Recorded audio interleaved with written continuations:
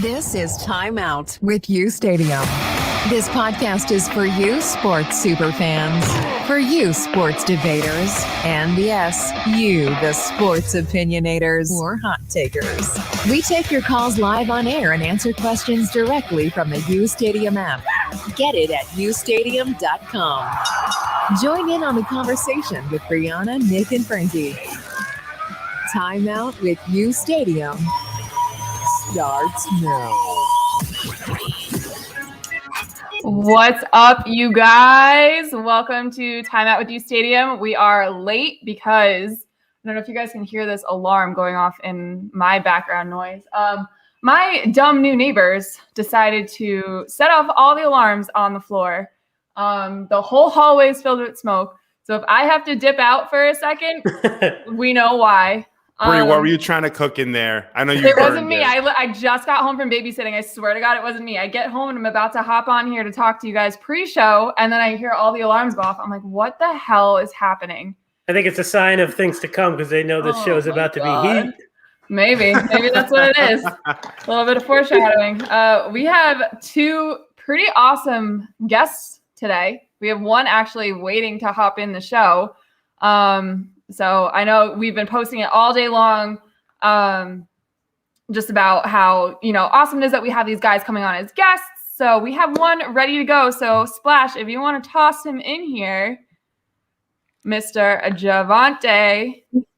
Oh, hey, there he is. What's up? What's going on, man? I'm chilling. Yeah, good. Well, we're happy to have you. Thank you for hopping on with us. Yeah, I appreciate y'all reaching out. Absolutely. So we have a few questions for you, obviously. That's the whole reason why you're here. So we're just going to get off and running. So I hear your senior year of high school was pretty impressive. So let me just read off these stats for you. So you had 2,271 yards, 27 touchdowns on the field, and then off the field, you were your high school's valedictorian. Right? Yes, ma'am. So which to you is the bigger feat? Like, which are you more proud of? Because they're both unbelievable accomplishments. I feel like school, it really came easy to me. Football did too. So, I'm definitely more proud of just the football stats due to the fact that we won, the state championship and all that. But, being valedictorian, that was, pretty impressive too now that I look back at it. Yeah, that's amazing. Both, like I said, both are incredible. Mm-hmm. But the valedictorian thing, I was. Javonte, did you study it? Did you study a lot, or you were one of those kids that just kind of went into school and just like Nick, kind of that just would just show up to class and just get straight A's? Were you a big studier or? Yeah, I never really studied a lot. I feel like I just listened in class and everything I heard the teacher say, it just came up on the test. So I feel like that part came easy. Impressive. Nice, man. Nice. Yeah, for real. Well, Javonte, you're coming into this draft. You're ranked as your consensus top 5 back. You seem to be flying a little bit under the radar. There's been discussions about you going in maybe the late first round. Consensus is looking like the second round. But to you, what do you think differentiates you from some of the other running backs in this draft? And is there a certain spot that you would rather go versus not? Would you rather go in the first round, second round, or it just doesn't matter to you?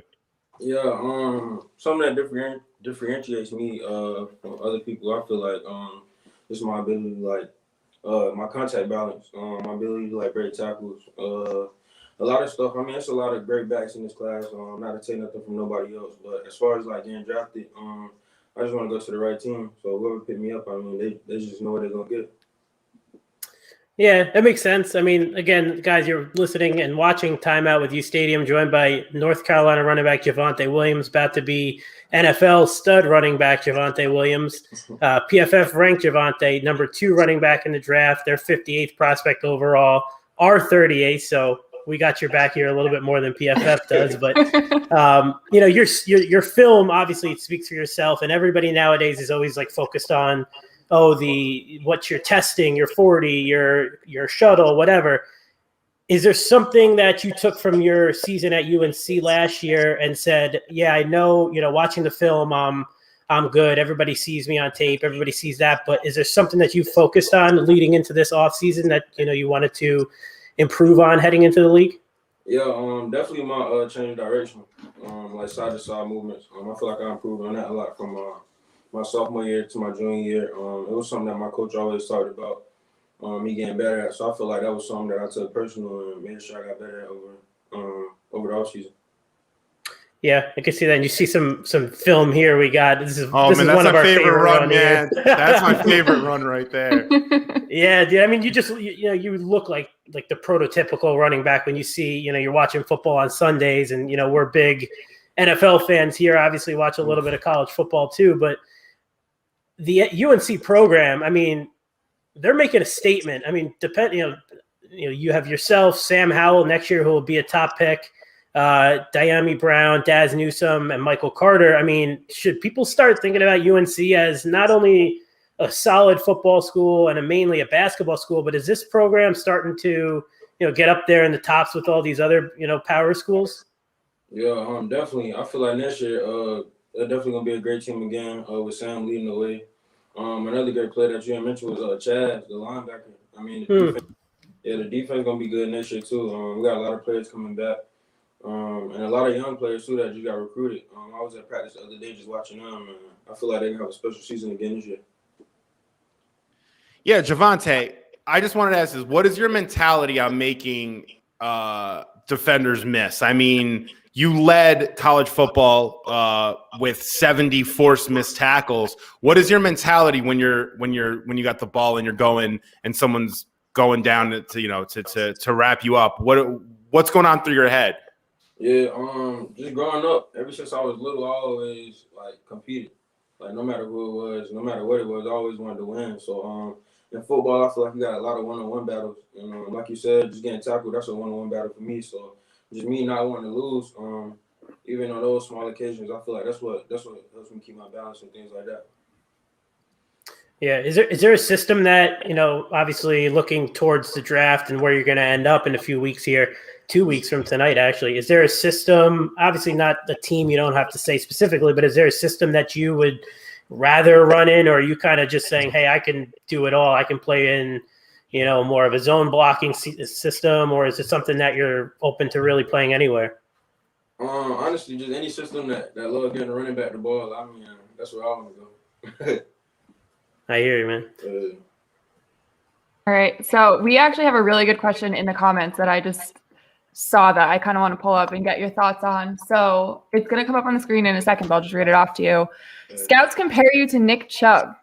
So with that being said, who's your favorite running back? Who do you kind of model your game after? Yeah, you're talking about my favorite right now or all time? Both.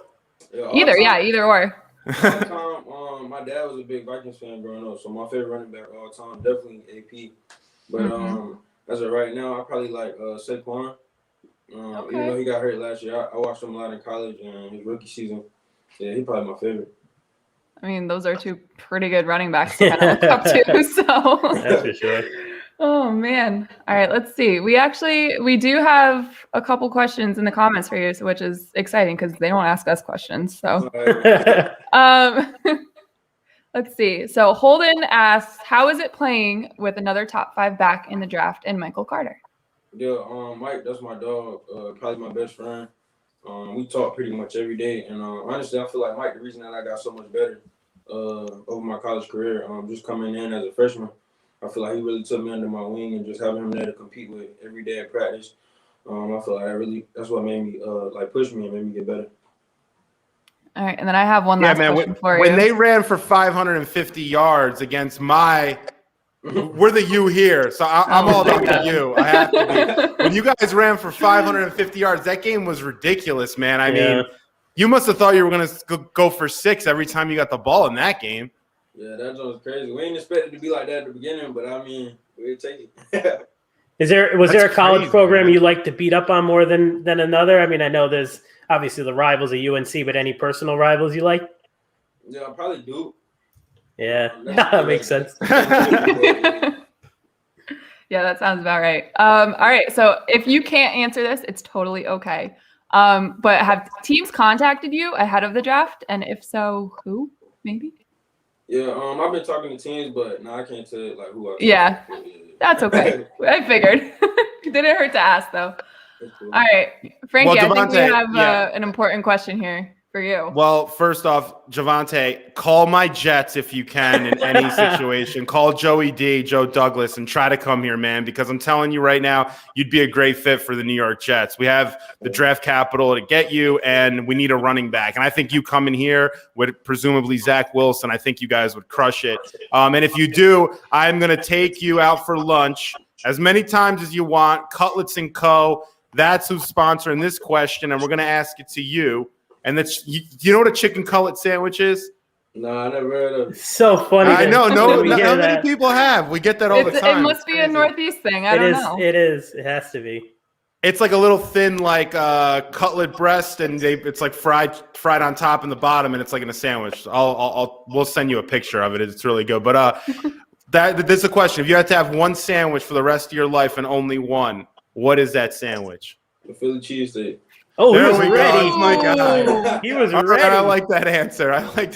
Oh boy, we have a couple Eagles fans that watch the show. If he gets to Philly, it's you're going to get them real excited. What goes on that Philly cheesesteak though? Like, is it peppers, mushrooms, hot sauce? Like, what's in that?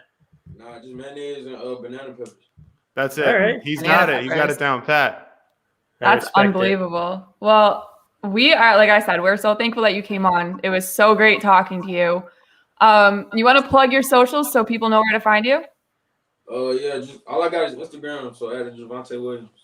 There we go. The Javonte Williams, North Carolina running back, draft prospect. Javonte, like I said, thank you so much. It was awesome. And good luck in 2 weeks. For sure. Thank you. Good luck, man. Right. Take care, bro. Stay healthy, man. Later. All right. Wow. Nick Chubb and AP. Not a bad group. And Saquon. Those are some good group. One, to be compared to Nick Chubb is one thing, and then having those two as your idols and who you're trying to model your game after is unreal. I'm excited. I'm invested now. If Patriots, you want to come get a running back, right ahead. This guy is legit, man. I mean, everybody's talking about Najee Harris and Travis Etienne, and rightfully so. I mean, those guys are studs, but I would not be surprised, and he's got fresher legs than those guys do. Those guys, Najee Harris is beaten to the ground. Obviously, Alabama runs the ball, and they're throwing the ball a lot now too. But an ETN, but this guy is fresh. He's healthy. He's big. Like, he is. You could tell he's just amped up and ready to go. Doesn't know what a chicken cutlet is. I'm not surprised. It really is a Northeast thing, but this guy is. If he gets in the right spot, I mean, I would not be surprised if he's a top 5 running back really fast in this league. Yeah, there's something about these running backs that you just get this feeling when you talk to them or you see them in interviews or you just watch their tape that they have that no hesitation style of play, that physical style. And he has it all, I think, because he's super fluid in how he runs, but he's also super physical. And he's got that nonchalant personality, which I always say it works with running backs. Sometimes the diva running backs, they sort of never really get there. And then you have the guys that are more sort of humble, seem to come in and just really make a splash. I mean, you look at Nick Chubb, for example, he brought up. Look at Nick Chubb interviews. I mean, it reminds me a lot of Javonte in a sense. And I'm excited for him. I honestly, I hope the Jets get him. I mean, we're not going to get Harris because he's probably going to go in the first, and we're not going to get him. And I think, ETN would be nice, but he's not necessarily – no one really knows yet if Travis is an every down workhorse kind of back. Javonte is. So I think for the value and where he's going to go, if you can get Javonte in the second round, mid to late second for the Jets, or for any team in that regard, I think it makes a ton of sense. Yeah, I agree. And our next, we have another guest coming on at around 6:40, Anthony Schwartz, Auburn wide receiver. I mean, the fastest dude in the draft. This draft is loaded with playmakers. Like, for teams that need a pass catcher, or even, pass catcher out of the backfield, like a Michael Carter, who's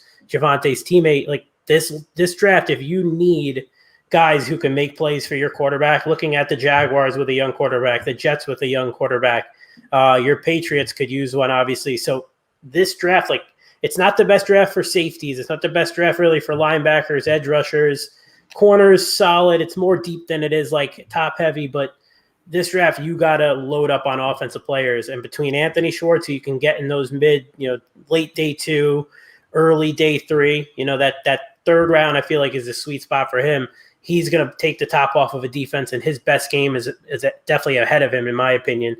And Javonte is a guy, you could just tell how prepared he is. Like, even for the interview, like, he was asking me questions pre-show, was just on point with everything. Like, he was here early. You know what I mean? That tells you a lot about a guy who's just – He was here before prepared. I was here. Yeah, he takes himself serious. So I'm not surprised. Like, he was just ready to go. He's, probably just ready to get going for the draft too, and, find a team and land in a good spot. Well, we're excited for him. We are. I mean, he's got new fans in us. That's for sure. That's for sure. All right. So moving on to a couple of the normal topics that we had planned. Chris, I am not in an abandoned office. I'm sitting in an office with a company that almost did become abandoned. That's WeWork, but I am not in an abandoned office. God. All right. I am at a WeWork. I like my space. Okay. If you want to stop by one day, it's right here, 450 Lexington. I'm over here. All right, brother. I think we need to run a poll on the show about the cutlet. The cutlet question it's like blowing my mind. I think we need to run a poll. I mean, who knows what it is and who doesn't. I think people know what it is. They just don't call it something different. Yeah. It's breaded chicken. Right. Maybe maybe it's just a Northeast thing that we call it cutlets. I Possibly. We have some time also for some callers, too. If you guys want to call in to Timeout with uSTADIUM, we're here. We got, like I mentioned, Auburn wide receiver Anthony Schwartz is joining us at 6:40. We got a few minutes here and there to take your questions if you want to call in. Obviously, 678-675-5118. Splash threw it up. Look at him ahead of me, as always. If you guys want to call in, whatever you guys want to talk about, Schwartz, Javonte, the draft in general, cutlets, anything, give us a call, chime in the chat. We'll throw you up there. Sorry, go ahead, Bri. I cut you off. All right. No, you're totally fine. So, like I said, we're going to get back to our topics for the show in between our interviews. And have you guys seen what Trevor Lawrence and mainly his dad said in this Sports Illustrated interview? Very interesting. The dad comments are a little more eyebrow raising to me than what Trevor said. The dad was paid off. I have an in on this. By the Jets. Oh, really? By the Jets. Yeah, the Jets. Woody Johnson, after his vaccine got pulled down, he wanted to up the ante on some other investments, and he made that wire transfer go through nicely. Trust me. I know how these guys work. Get the heck I'm at 450 Lexington, Bree. Remember, all right? Oh, yeah. Sorry, I forgot. You're in it. You're right there. Yeah. So if you guys haven't seen, meaning our viewers, this is what Trevor Lawrence's dad said, and it's not something that I think if I was Trevor, I'll be all too happy about. So he goes, he's not the quote unquote, I want to win at Super Bowl at all costs guy. Yeah. Then his high school coach too, saying he could walk away and walk away from it tomorrow and be fine. Like I get it. Like he's this guy, saying he's not really the guy with playing with a chip on his shoulder and he's not out there to prove everybody wrong and he's like Mr. Cool. I get it. But like, man, I don't know. I don't know if I want to hear that if I'm a Jaguars fan right now. Like nobody's asking these guys to be Tom Brady and be like obsessed with everything about football and like live and die it. But like, you're about to come into the NFL as this like, God's gift since Andrew Luck and John Elway and Peyton Manning to have this interview come out and have your dad say this and your high school coach, like it paints more of a picture. Like, am I really getting like a super competitor? I mean, look at the tape from Ohio State. I know he played well. I'm not, going to shit on him for that. Like I know Fields outplayed him for sure and he played well, but it just didn't seem like it bothered him all that much to lose that game. And look, I don't want to speak for him. I'm sure he's a huge competitor. You don't get to where you are like where he is not being a competitor. But like, dude, I don't know. I wouldn't want to hear that. If Zach Wilson or Justin Fields said that, who had these like rumors about their character in this, draft process, which seems to throw everybody under the bus, I don't think they would be getting this kind of, look the other way that Lawrence seems to be getting. I don't know. What do you think, Frank? Well, this is a reality that out of these two guys, Trevor Lawrence and Zach Wilson, and take Mac Jones, Justin Fields, could put them in that grouping, there's going to be 2 of them are not going to work out, likely 3.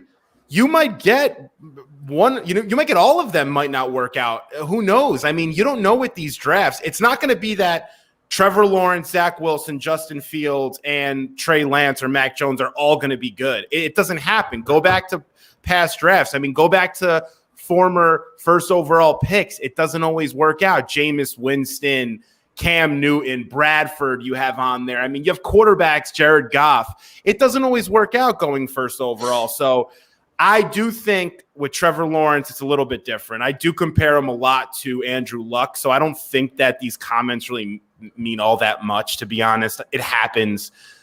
He's being honest. I think the whole point of that whole segment or that whole article was for him to just come out and be honest and be like, this isn't everything for me. I have other things going on. This isn't, a life or death sort of role for me in my path. So I don't take it that seriously. However, I don't think you're going to come out and get a guy who's going to transform the Jaguars in 1 or 2 years. I think he's going to need the support around him. He's going to need a system and a coaching staff and a GM that's going to be able to bring in talent and competitors around him. He's not going to be the type of quarterback that's just going to lead a franchise out of the ruins like the Jaguars are and just overnight make it happen. But I will say that this class, it's going to surprise people. You're going to look back in 5 years or maybe even sooner, maybe in 3 years, 2 years, and say, damn, I thought that guy was going to be a lot better than he was, and he wasn't. I hope it's not Zach Wilson as a Jets fan, although I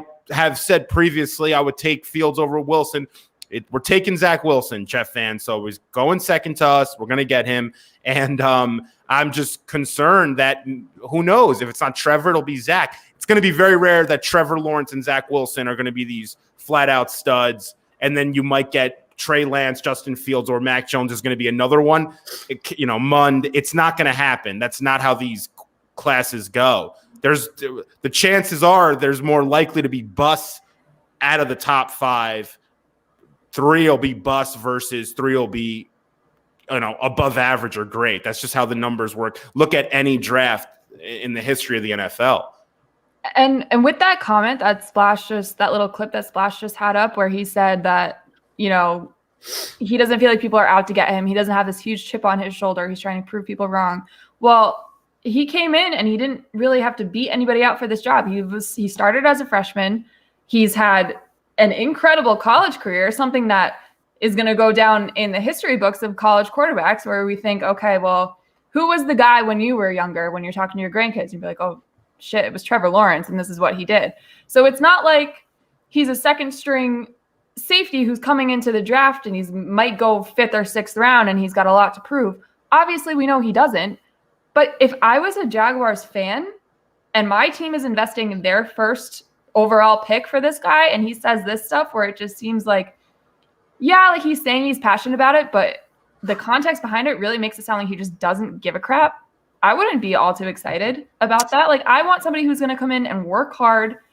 And that's not to say that his work ethic isn't there, but the attitude, like football's the timing is weird too. Like, why? Like 2 weeks before the draft too. Exactly. Why are you going to say all of this stuff now? You're about to go first overall.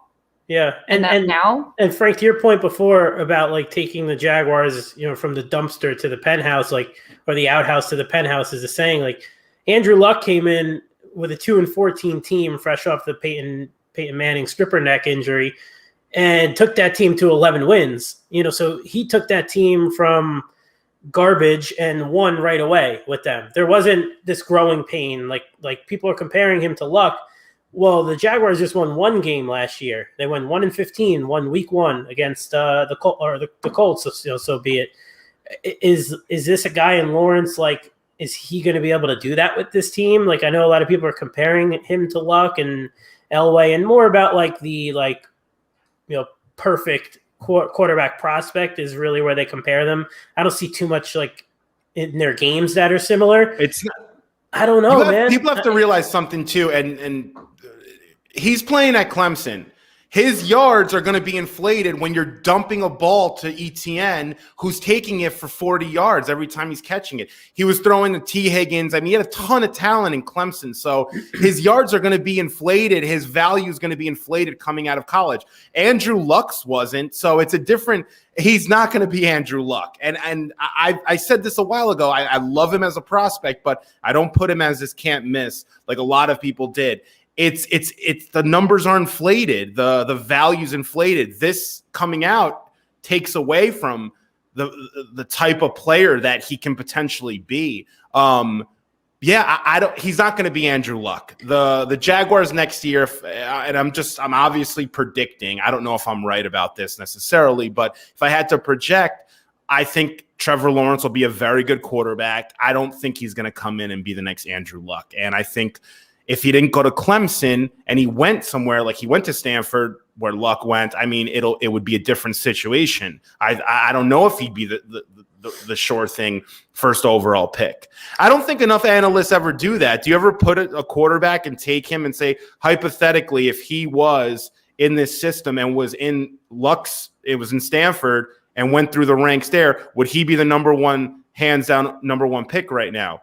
You have to ask yourself that because that matters. A lot of people say, like in the draft community, at least, and when you talk to different people, that they felt that Clemson didn't push Lawrence to the next level, where they almost played within this system, like you were saying, a lot of dump offs and a lot of talent around him, that they didn't ask him to do as much as a lot of people projecting him to the next level think that he could have done.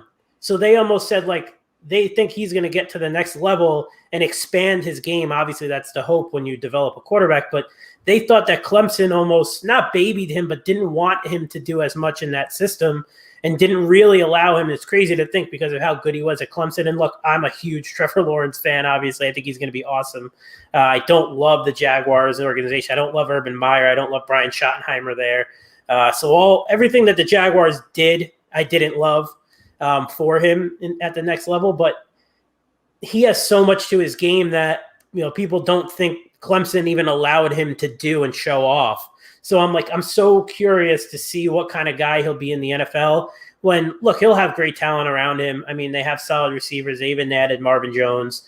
I'm sure they'll add another playmaker. They have a good running back. They're building the offensive line. So the talent is solid around him enough that he can get by. He's not going to go to like an empty cupboard, but it's funny just because like everybody thought Trevor Lawrence was going to get, skate by basically untouched in the process, where everybody seems to get shit on at one point. They shit on Zach Wilson. They're shitting on Fields. Mac Jones gets his. Trey Lance kind of behind the scenes a little bit, but they finally got to Lawrence here with a little kind of questioning his love or his passion for football, I guess you could say at this point. So it's funny to see even the great Trevor Lawrence can still get his in this long, drawn-out draft process. I don't remember one moment with Trevor Lawrence that I can point to and say this guy handled adversity. This guy was clutch. He did phenomenal things late in games. I haven't seen it. When he won his MVP in 2019 in the national championship, they blew out Alabama. So I don't. The moment's not there. The adversity hasn't been there at a large scale for him, like it was with Justin Fields, which is. Honestly, I'm going to say something now that you guys might think I'm crazy. Okay. I think in 5 years, you'll look back and the best quarterback out of this class will be probably either Justin Fields or Trey Lance. And you heard it here on the show first. I'm telling you, watch those because I like both of those guys. Well, where do they go is the question. Like if Fields goes to San Fran, I wouldn't doubt it. Yeah.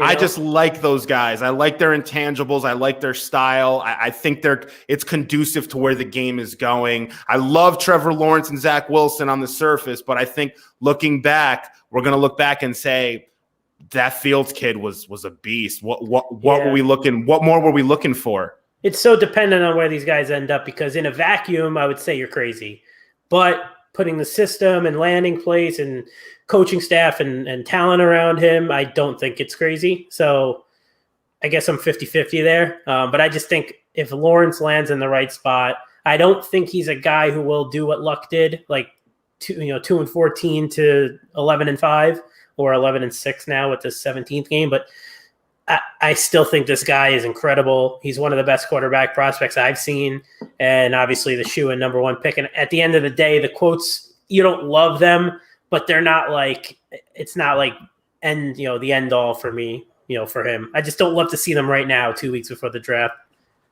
So here's a question I have for you guys before we get Anthony on the show. With these comments, like I said, it's a little head scratching for me. If you were the Jaguars, and Trevor Lawrence really hasn't faced much adversity in his college career, the Jaguars aren't great. That's not breaking news. Like, the Jaguars kind of stink. If they're bad for the next, let's say, 2 to 3 years, and he's saying football's not the end all be all, how is that going to go? How do you guys think that's going to go? It's interesting to think. I mean, you just saw Andrew Luck retire after playing 5 or 6 years in the NFL out of nowhere. If he had, I don't think it's impossible to say now he's thinking about life after football yet. He hasn't even gotten there. Right. So much is going to happen between now and then. And I don't think as an organization you can think about that far in advance. So I'm sure that it's not going to impact them. And I don't think anything will happen because I think he is going to have success. I don't think he's going to come in and be terrible. So for me, it's just hard to even think about that. At the end of the day, I don't think it's going to be something like where he's going to be like, screw this Jacksonville organization. I'm out of here in 3 years. I mean, maybe this is him trying to pull an Eli Manning without pulling an Eli Manning and not end up in Jacksonville with comments like this behind the scenes a little bit. Maybe. All right, so we have Anthony Schwartz coming on the show in a few minutes. And rumor has it, I was told, fastest guy in the draft. Is that legit? I think so. I would. Oh, man. We're going to have to ask him. I'm sure he's excited about that. He's going to be a monster because of his speed. I mean, this kid is fast AF. It's like Nick when the breakfast bar opens at Whole Foods. Forget about it. Yeah. You know how fast those breakfast pizzas go? All too well. By the way, those breakfast pizzas were phenomenal, and they ruined it. Yeah, I don't know if it was because when Amazon bought Whole Foods or what the situation was, but those breakfast pies at Whole Foods were you're talking about maybe like some of the best pizza you're going to have. That's coming from a fellow Italiano. That breakfast pizza at Whole Foods was bomb. It was when Colleen left, Frank. It went downhill. Oh man, yeah. When Colleen would pretend to check us out and just like slide on the table. She got in trouble for that because she was doing it for herself. That's oh my God, bro. I shouldn't have said that. But... oh my God. Nobody knows what we're talking about either. We're idiots. I just think when it comes to the football today versus where football was 5 years ago, it's a different game. It's a fast game. It's about speed. You see receivers like Nelson Aguilar, Jalen Ruggs, they can come into the NFL today. If they get into the right system, they'll work. They'll work for a few years. They'll become potentially household names. Deshaun Jackson, like this kid is. He's a 4.27 guy. He is lightning fast. If you teach him how to have a proper release, corners, you can't touch a receiver anymore without getting a flag. He can play in the NFL if he's confident in his style and he has a quarterback that can get him the ball downfield in the right spots.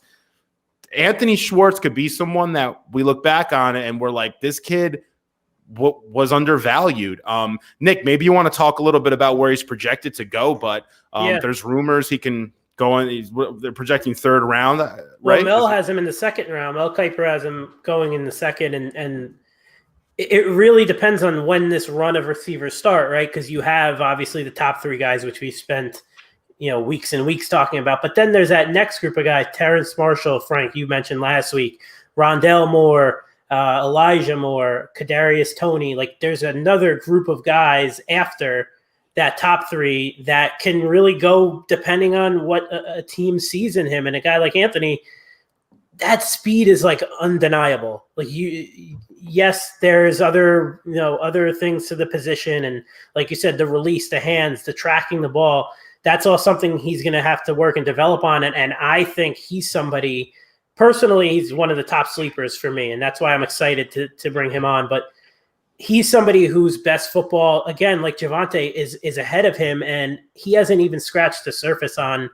his ability to play the receiver position. And I think he's so competitive, like just doing a lot of like researching and asking different people about him, the competitive edge that he has, again, like Javonte, they're very similar guys. That's why it was cool to have them both on at the same time.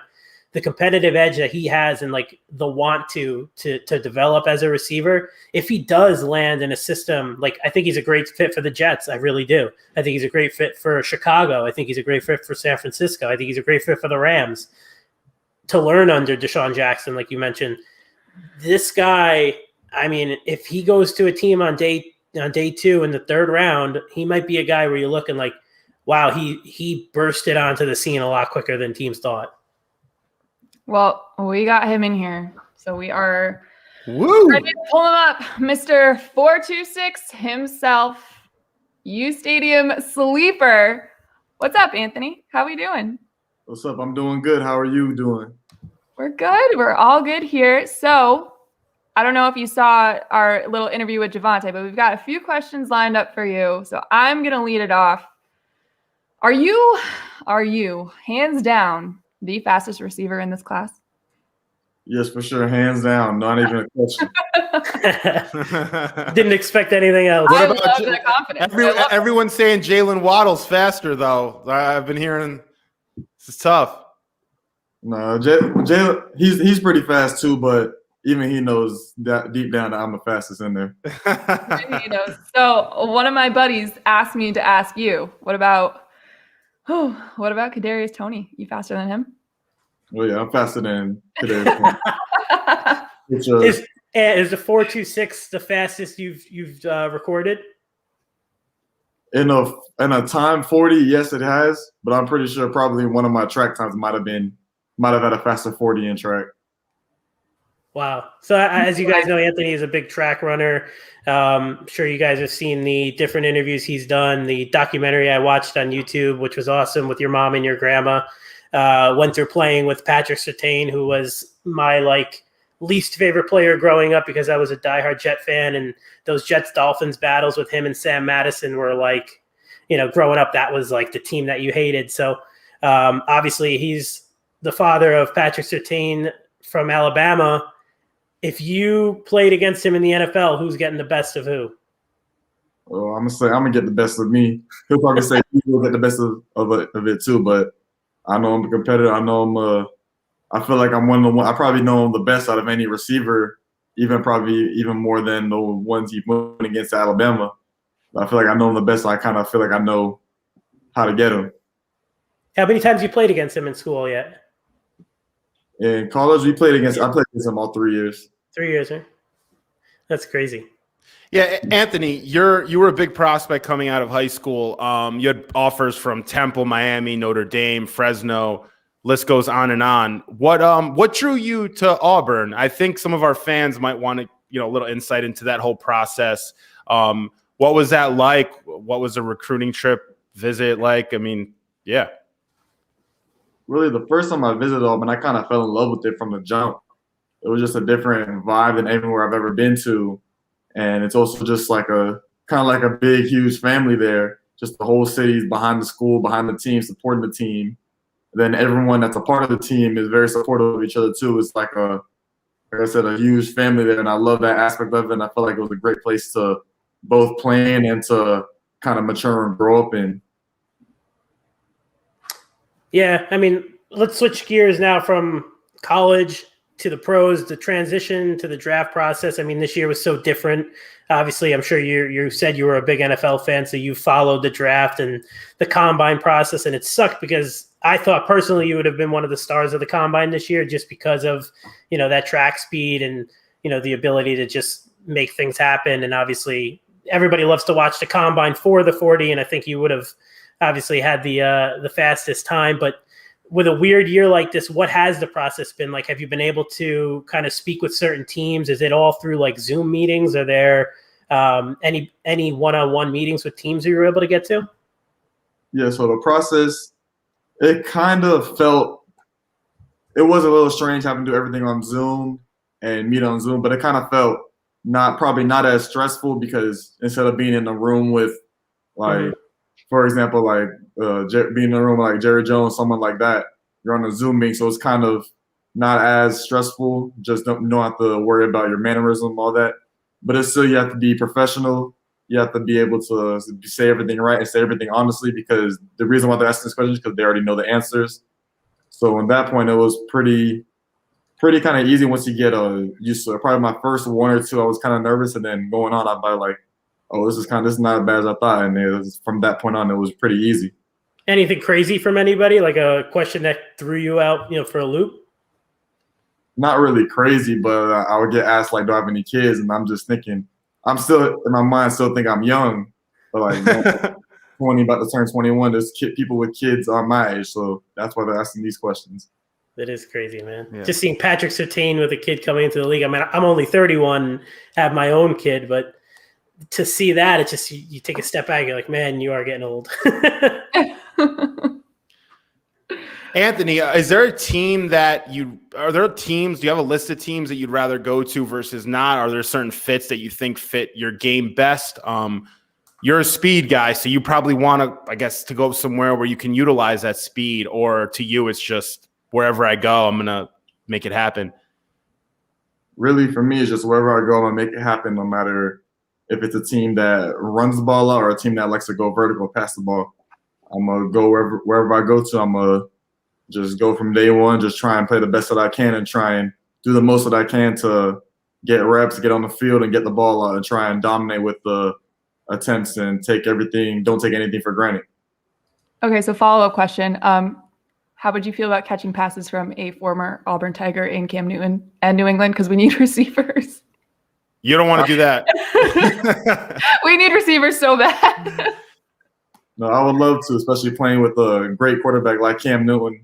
There we go. For Belichick and for an iconic team in the New England Patriots, it would be a great place to be in, a great place to play in. Oh man, Look at that comment.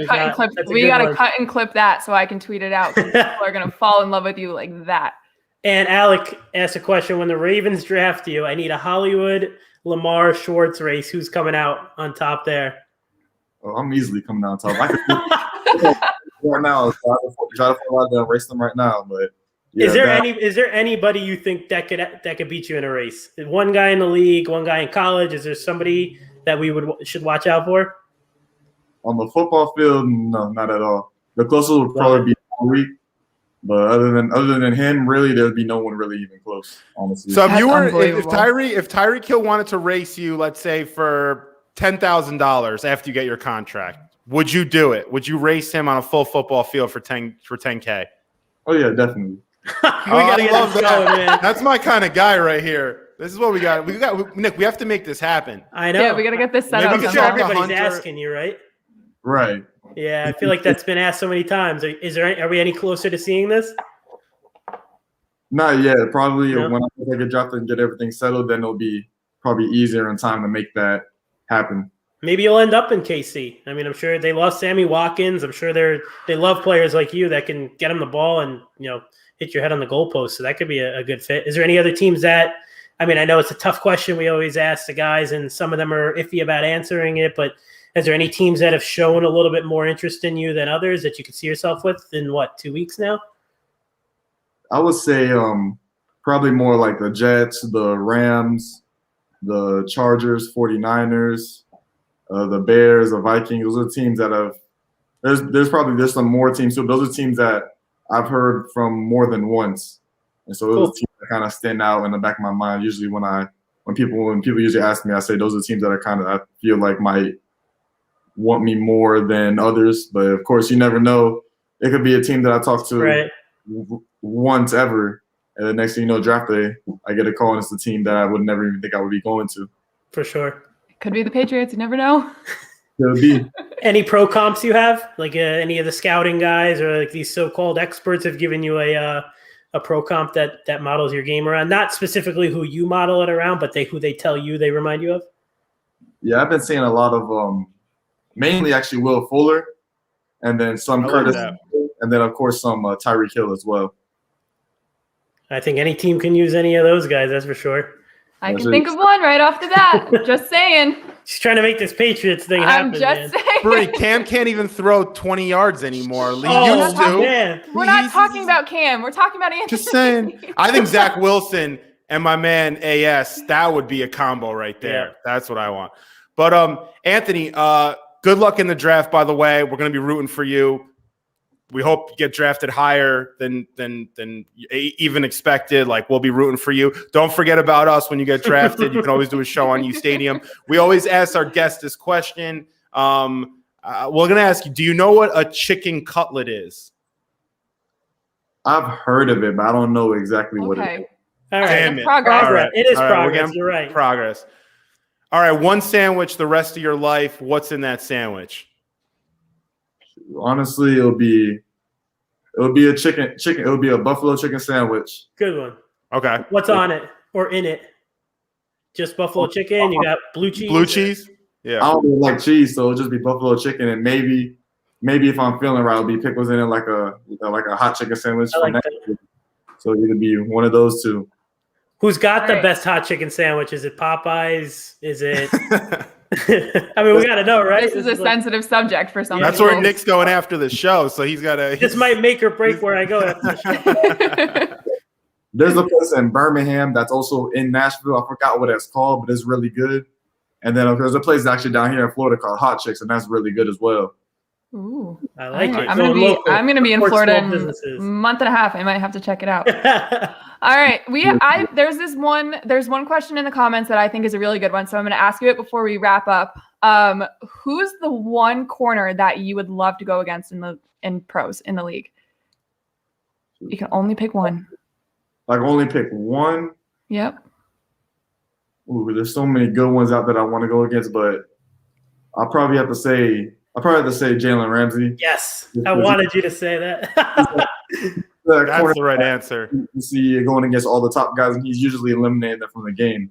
So I want to be able to test myself against him, and if I go against him, man, I have to just do my best.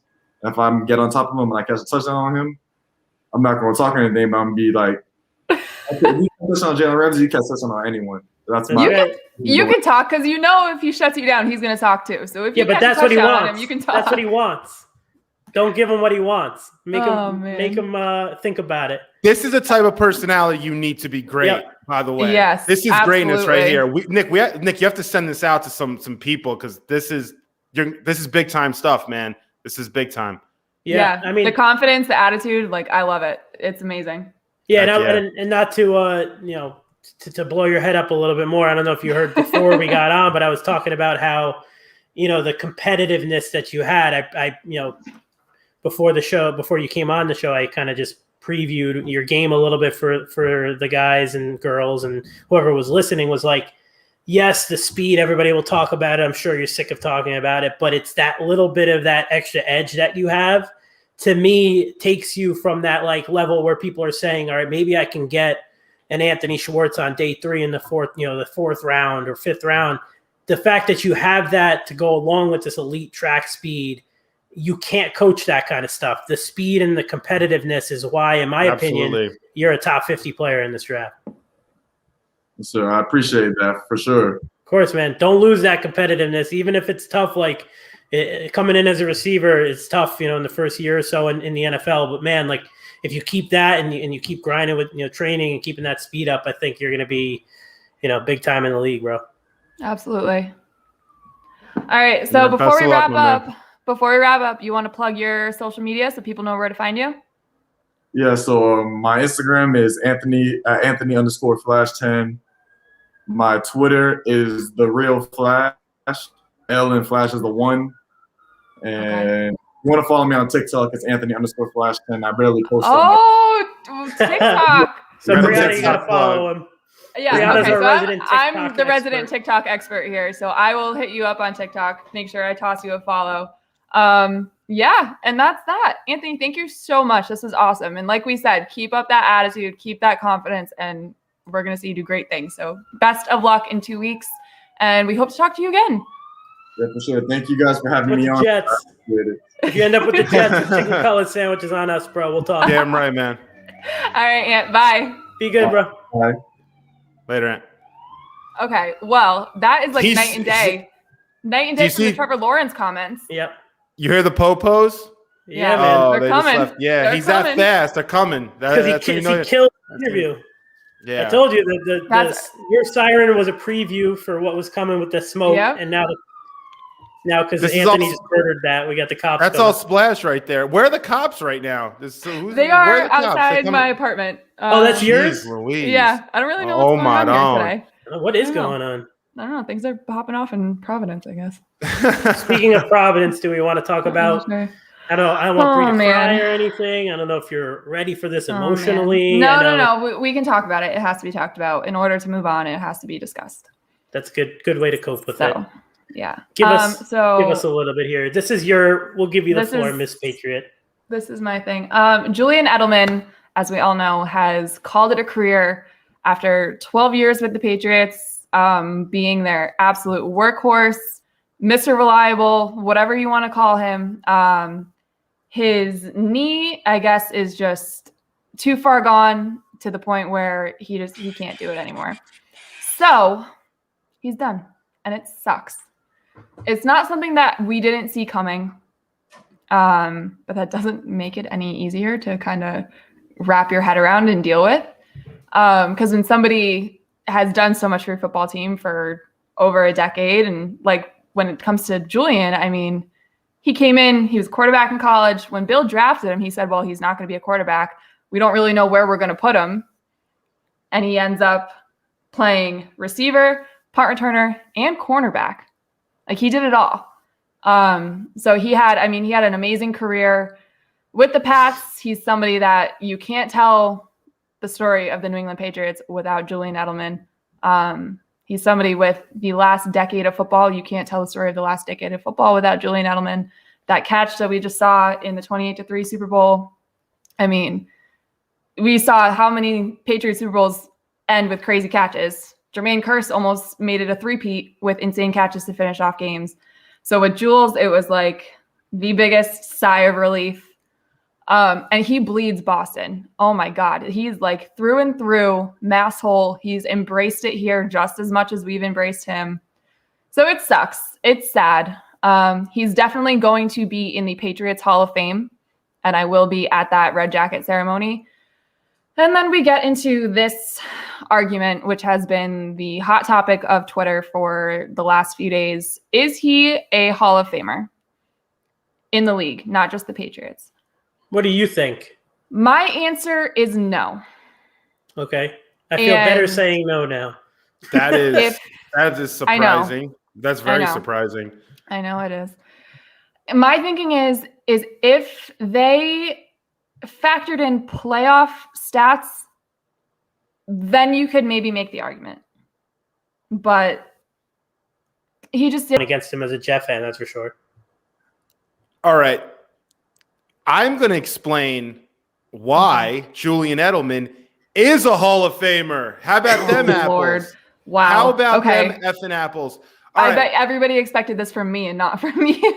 No, honestly, when the question was first proposed, I said, yes, he is a Hall of Famer, honestly. Then I looked at the stats and I said, no, he's absolutely not a Hall of Famer. And then I'm like, why am I going so much based on stats? Look at Terrell Davis. If you want to go look at someone who's a Hall of Famer, look at Terrell Davis's stats. Look at some other players that have been in the Hall of Fame. If we're going to go on just stats, isn't Frank Gore a top 5 running back all time? If we're going to go by stats, you can't always go by stats. The story of the NFL cannot be told without Julian Edelman. Bill Belichick called him the best competitor that he's ever coached. He said he lit a fuse with that team in terms of being competitive every practice. He was the guy. I never saw so much outpouring of support for a player after they retired. Yeah, his numbers aren't great, but his playoff numbers are fantastic. He is second behind Jerry Rice in receptions. He is second behind Jerry Rice again in playoff yards. He's one of the best playoff receivers in NFL history.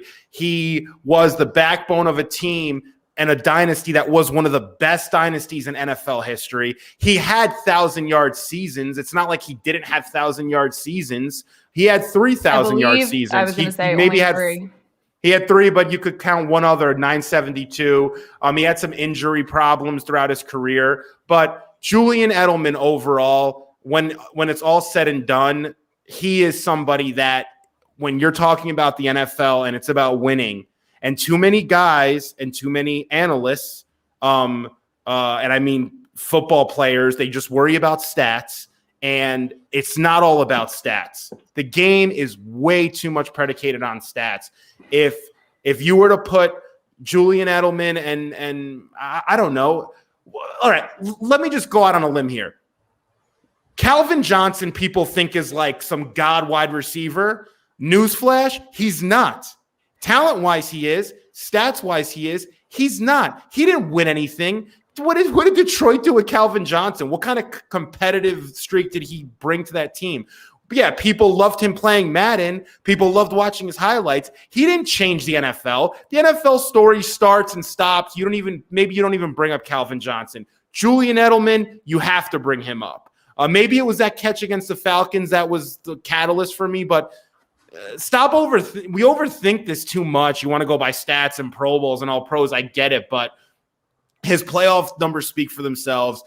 He's a football player. He played special teams when he came in. He wasn't expected to ever be a starter. He was a freaking corner when he came in. He was a corner. Yeah. He played everything. He threw when they did trick plays. He had some of the biggest He's probably done more with less than anybody in history. Of course. So what else do you want a guy to do? Yeah, he's not 6'5" like Calvin and runs a 4.28. If he was, we'd be having a different discussion. But I'm saying you have to reward the game for what it's predicated on. The NFL is a game of heart, and I think right now we're too much focused on like stats and fantasy points and stuff. This is a game about heart, and heart wins, as you saw last year. Who won the Super Bowl last year? Tom Brady again. You think physically he's got it? He doesn't. He's lucky he's still even playing or starting. That's for sure. But give a guy a bone when he deserves it. They gave it to Terrell Davis, rightfully so. Look at his stats. He barely even – what, he played 7 seasons, Terrell, or 8? Julian Edelman, to me, is a Hall of Famer. I don't think you have to overthink it too much. So I saw an argument on Twitter, naturally from a blue checkmark guy who's trying to completely, discredit this whole argument, saying that I think it was Jeremy Maclin he used, I think.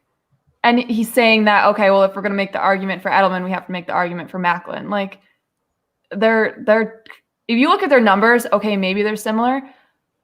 You got to take into consideration what Edelman has done. I know, Splash. I knew that was coming. I love Splash. You have to take into consideration what Edelman meant to this team. You look at the AFC Championship game against Kansas City, those 3rd and 10s in overtime. Yep. No, that doesn't happen with anybody else. Maybe Gronk. Maybe Tom could have gone to Gronk more than he did in that overtime drive. But Jules, Tony Romo called it from the booth. Oh, they're going to Edelman here. And what happened? They went to Edelman. Edelman was the security blanket. Edelman was the guy that when all else fails, you can go to him and he's going to get shit done.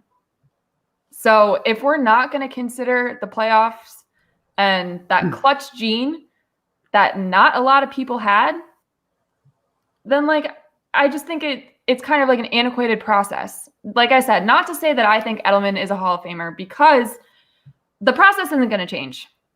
So going off of that, no, he's not. But if it did, I agree with Frankie. The points Frankie made, spot on.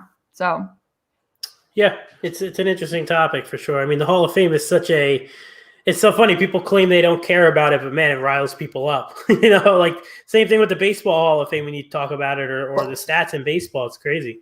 Well, Julian Edelman played special teams. Do we value that in terms of stats? If a guy played special teams and rallied up his fellow gunner and motivated a gunner, and he made some tackles, or he recovered a few fumbles, is that valued into his stats? Are his throwing touchdowns valued in the stats? Why do we just value just receptions and receiving yards? Stats. I get it as a pure receiver, but the guy didn't come in as a pure receiver. He came in as a football player, and Belichick's entire What's going on in the background, by the way? I hear like racing cars and stuff with the. Okay, like so here's something. And by the way, I want to see some. Alec, you're in the comments or someone. You're making all these fake accounts talking ish. If I find out it's you, I'm banning you from the uSTADIUM app forever. You're gonna be with that other jackass who's trying to Venmo me to get back on the app. So Alec, if I find out it's you, I'm gonna ban you for life on the uSTADIUM app. You will never come back. You're annoying as hell, and you need to grow up, brother. You need to grow up. You act like a little freaking baby. Grow up, dude, or I'm gonna ban you for life. I know who it is. I must have not. Whoever it is getting banned from the app. I've had enough. For the course. So something I've learned since moving from Boston to Providence is that they have a big like street racing issue here with like dirt bikes and quads and stuff like that. And my apartment building is on like a main strip. I'm like right downtown, and that's just where they decide to ride their shit. So it's Fast loud. and Furious. They're filming Fast and Furious 38 out there. Yeah. Like 3 o'clock in the morning, and you just hear like a shit ton of ATVs go by. All right, to wrap up, let's take some questions in the chat, the call in, if you guys want to do that. We got 5 minutes before we hop off of here. Any good questions? Splash, I'll leave it up to you to throw up, or Bree, if you see one that you like, let's do some random ones. Let me see. Oh, Jesus Christ. Better Hall of Fame case, Eli or Edelman? Eli. Yeah, Eli. I'm in the boat of Edelman getting in barely. Eli deserves to get in, although I don't think he's a first ballot. I don't think he's a first ballot Hall of Famer. Yeah, maybe not, but he. I don't know the Super Bowls he won, man, and how he won them and who he won them against. Mm-hmm. It's big time. Javier, this is a good one. This whole Aaron Donald thing. Did you see this? Yeah, I did. Why isn't anybody like? Has he denied it yet, or like has he come out and said anything? I don't know, but you guys saw the picture, right? Yeah, I mean, who in their right mind would even get anywhere near Aaron Donald in a non-friendly encounter? Not saying like he didn't just get kind of cheap shotted, but what are you putting yourself in that position for with Aaron Donald? Probably the number one guy I'd stay away from. His eyes like stitched shut. My God. I will say it seems like it is real. It happened. If it is, I mean.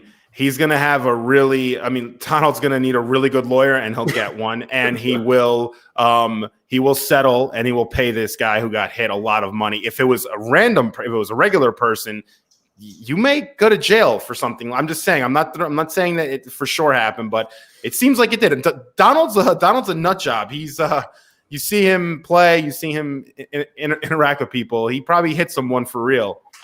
And Steven Jackson, the Rams legend. Patriots legend, Steven Jackson. Falcons legend. No, I don't think so.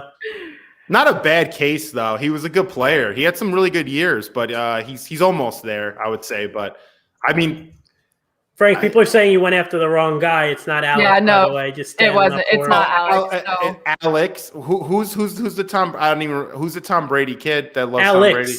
Alex, I meant. Alex, I get them mixed up. Alex, I know if you're listening, grow up. Alex, right? Alex not watching either. Or whoever's commenting. When are you guys gonna grow up? What are you on a chat freaking bashing some? What does that get you off? You think you're funny? You're not fun. No one's laughing at you. Have them call in. Don't waste your time. I'll fill you guys in the post show. I know who it is. All right. Just like it's a never-ending thing. They're obsessed. Bree sniffed out the rat. Bree sniffed out the rat. It's sorry, whatever. Alec. I love you. Sorry, Alec with a C. We love you, and Frankie didn't mean it. Any other questions, Splash? Let's get one more question from you guys in here, and then we're gonna head out because the Bruins just started. Whoa. And the Mets got rained out for like the 6th time already. They're not gonna play a full season at this point. And it's gonna snow tomorrow in Colorado where they play. I don't know if they'll cancel it, but my God, it's like. And they're actually playing well, of course. They win 3 in a row and they get rained out. They'll probably go lose 5 now. Can we not talk about baseball, please? I'm telling you, the gap is it's a curse. Hey. The pitching staff. Judge is playing. Judge is playing well. The when he freaking plays, Red Sox he's awesome. won 9 games in a row. My Yankees are in last. Aaron Boone is an overrated manager. We've been saying it for a while. He doesn't have what it takes to lead this. Splash is just reading my mind right now. Yeah, Bree, you were excited to talk about this no-hitter. So That should have been a perfect team. I want to get your guys' opinion on it because it, again, was a hot topic all over Twitter last night. Rodon had a perfect game until the second to last out of the game. And it clipped Perez's back. I believe it was his back foot. Or no, it was his front foot. His back foot was planted. And I've seen both sides of this argument, and both sides I can agree with. One, it's that unwritten rule where you're losing by like 7-8 runs. The guy needs 2 more outs. Yeah, the guy needs 2 more outs to throw a perfect game. There's only been, I believe, 23 perfect games. Why is he so excited about it? That bothered me the most. So the other side of the spectrum in this argument is that Perez was already hands up, ready to swing. And at the rate of speed that the ball was coming in, he couldn't adjust and move out of the way. So people are pissed and think he broke an unwritten rule. People are saying, oh, well, what the hell are you going to do? You got a 95-mile-per-hour fastball coming at your feet, and you have a second to adjust. I'm more, to be honest, on that side where I don't think he really did anything wrong. I don't either. Yeah, Alec, he's just standing there where, I agree. Yeah, I mean, I do think Perez, though, could have made a better effort. Yeah, I mean, that's when you do, and then after you Venmo request a guy like, $20,000. That's what I would have done. I mean, you don't want to be perfect gamed. I guess I don't know what they call it, but you don't want to be the team on the back. No, of course not. Perfect game. So I did feel bad for the pitcher. I mean. He wanted that so bad, and he's terrible, by the way. He's not he's not a good pitcher. I mean, look at his number. A lot.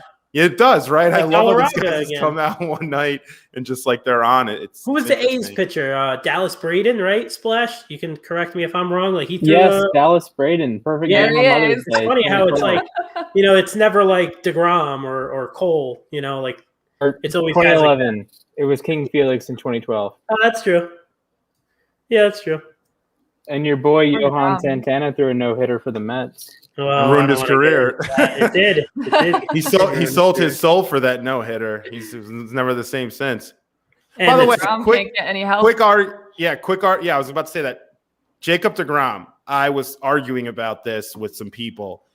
Honestly, I think at the rate he's going, and he is, for his 185 career starts, he is 3rd in strikeouts behind only Nolan Ryan and Randy Johnson. And he's not a strikeout. I mean, you don't look at him as an overpowering strikeout pitcher. He knows how to work batters. He knows how to, maneuver his way around guys so he doesn't have to just depend on his fastball all the time. Jacob deGrom, I mean, he's one of the best pitchers I've ever seen. Yep. Honestly, and you're talking about bringing up, Roger Clemens, Pedro Martinez, Randy Johnson. I don't know. This guy's incredible. He's got the mesh of a guy who works the plate like a Maddox, Glavine, who happened to be on the same team, but also that overpowering fastball like a Randy Johnson. And he's really incredible. I mean, it's stunning to see him. I would love to give deGrom his dues on here because, not to toot my own horn, but I've called Jacob deGrom since day one. I said he was better than Harvey. I said he was better than Syndergaard. Nick did say that. Nick said that a long time ago. I will say that. The thing with him is he started, he didn't throw in college. He came up as a shortstop from Stetson, the college in Florida, and he was a shortstop. That's why he's such a good hitter and an athlete now. His arm isn't as gassed or taxed as some of these guys who've been throwing since they were 14, 15 years old. So yeah, he's 31 now or something, and he's only had a 5 or 6 year career. He says he wants to pitch into his 40s, and I don't doubt it because when you look at his velocity, his average fastball is getting it's higher and higher every year, and he's throwing 100, 101. He hit 102 in spring training. And when he came up in his Cy Young year, he was throwing 95, 96. He could gear up to 98 every once in a while. His release and his frame, he's so long and skinny. And his release when he throws, it's picture perfect. And it throws you off because of the slot, his release where he gets rid of the ball. It's so hard to track as a hitter. And he's just like, I feel so bad. And I get so mad at him. Like, people see me freak out, whether it was on my own personal Twitter that I deleted, or if I'm doing it from MLB, uSTADIUM's account. And I get so mad at the loser Mets. I'm a Met fan, so I could say that. It's like you can make fun of your own kids, but if somebody else does it, you throw down.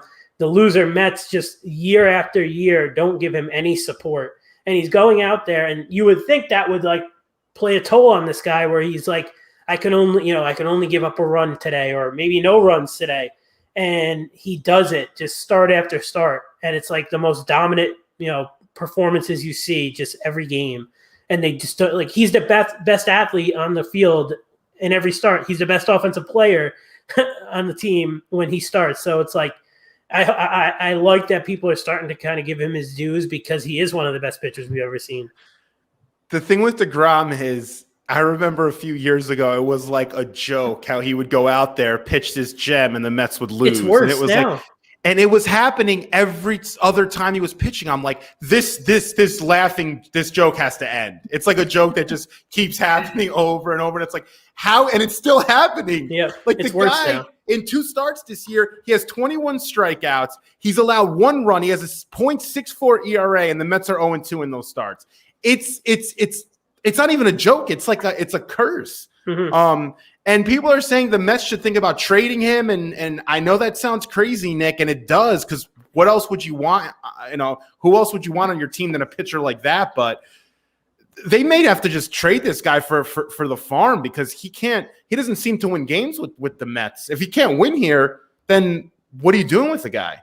Yeah, I mean, I say that when I'm like mad at the team, but like, there's no way you can trade him. If you were ever going to trade him, it was going to be 2 years ago when you signed him. Like, that was the story. It's like, do you sign him to an extension? Do you trade him for everything you can possibly get? But they made the right decision. It's the biggest steal of a contract you'll ever see in baseball, what they paid him. What you see what a guy like Lindor got, it's crazy. But now, DeGrom, apparently they're talking about another extension because he can opt out after next year, and he wants to pitch into his 40s. And I mean, who am I to say he can't? So he deserves whatever he gets and more after dealing with this team. But I mean, it's crazy just to see like the shit that happens to him when, when he's pitching, and how the offense I think they press too much. Like they know in the back of their heads that like, oh, DeGrom, we don't score for this guy, we got to do it. And they're just pressing to score runs, and like weird shit just happens to them when he's pitching. Yeah, Acuna is definitely on a more team-friendly deal, but I mean, he'll get his. Acuna is also 20 years old, where, in 10 years he'll still cash in. With DeGrom is 31 or 2 now. So he's just ridiculous. So fun to watch. I mean, he was supposed to pitch today, but again, it got rained out. So hopefully he'll go tomorrow in the snow. If there's a tomorrow in the snow. Whoa, Bree, are you okay over there? I'm just damn, Bree. I You're meant gonna if show there's off a my game. back or something? I meant if there's a game. Oh boy, I gave out the address to this place too. I may have to. That's what I meant. If there's a game, because at this point, the Mets aren't playing 162. That's just not happening. All right, we've been on here for way too long. Yeah. So, with that being said, I guess we are out of here. Same time, same place, next Thursday. We're getting closer to the draft. All this draft talk will finally come to an end soon. I promise. Thank you to Anthony Schwartz, Javonte Williams. Yes. Go ahead, Frank. Yes. Splash, that audio is loopback audio, FYI. And I will say one thing. I am doing a contest for a lot of points on the app. You have to prove, and I'll post this, but you have to prove that you're subscribed to the uSTADIUM YouTube, and you have to give us a 5-star review. If you've done it already, email me or email the company. My email's my first initial, @uSTADIUM.com, or info@uSTADIUM.com, INFO, not ninfo. And I saw someone say, did you just say ninfo @uSTADIUM.com? I'm like, what are you talking about, dude? People are weird on our app sometimes, including myself. I'm very weird. But email us and you will get a lot of points. I'm arguing with Nick right now about how many points that is, but we have subscribe to the YouTube and write us a 5-star review, although I'm not allowed to say that. Write us a review on the App Store and Google, and you got yourself some puntos. There we go. Very nice. See you next week, guys. Out of here. Bye.